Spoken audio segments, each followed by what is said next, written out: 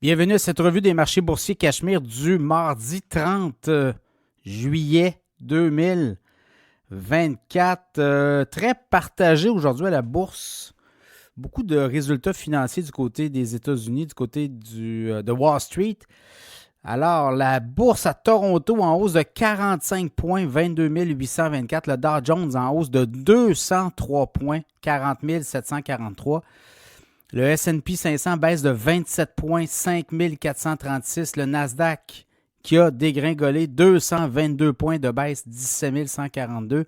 Le pétrole baisse encore de 51 cents à 75,30 dollars US référence WTI. Le Bitcoin baisse de 81 dollars à 66 092 dollars. Les nouvelles, demain, la Fed. Je pense que là, on est en attente. La Fed qui va dire qu'elle gèle encore ses taux. C'est le statu quo.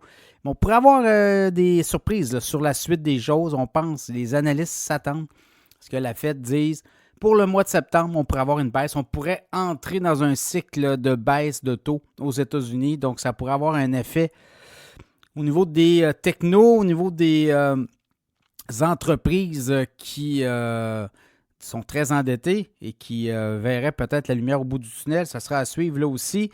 Sinon, dans les bonnes nouvelles, je regardais PayPal, très bon résultat financier. Ça a fait monter le titre de PayPal d'à peu près 8,6 %.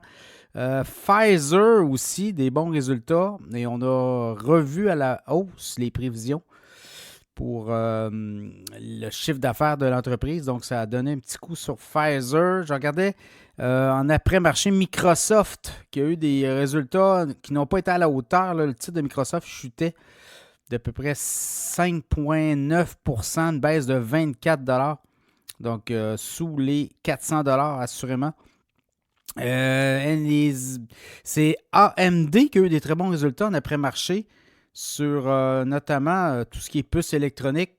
Et là, le titre d'AMD montait de 5,6 % en après-marché. Nvidia, qui s'est fait brasser aussi, remontait la côte. Je ne sais pas si ça va être durable. Et ça, à un moment donné, ça pourrait arrêter. Là, on a eu des ventes importantes. Là, Nvidia est autour des 103, 104, 105 $. Est-ce qu'il y a éventuellement il y a une fin à ça? Parce qu'Nvidia va avoir des résultats financiers plus tard au mois d'août. Et on va être en mesure de mesurer la progression de l'entreprise. Mais également, là, je pense que dans les. Si on regarde le sommet du 10 juillet, 134, 133, c'est une bonne correction. Là. On est beaucoup plus près des 20 % de baisse que des 10 %. Donc, à un moment donné, il va y avoir un retournement éventuellement. Mais il y a beaucoup de résultats financiers cette semaine. Et c'est ce qui pourrait là, faire tourner peut-être après ces floppés de résultats-là. On va peut-être voir des racheteurs de titres boursiers. Je regarde dans le cas de AMD, 5,8 milliards de revenus et on attendait 5,7. Donc, on a battu l'estimation également. Et profit de 2. Non, ça, c'est les ventes des les centres de données, 2,8 milliards de revenus. Donc, voilà. On a battu les analystes dans le cas d'AMD. Donc, ça continue. Starbucks, mitigé. Les revenus en baisse d'à peu près 9,1 milliards versus 9,2 milliards attendus, mais les profits nets sont un petit peu plus élevés. Donc, ça a rassuré les investisseurs dans le cas de Starbucks.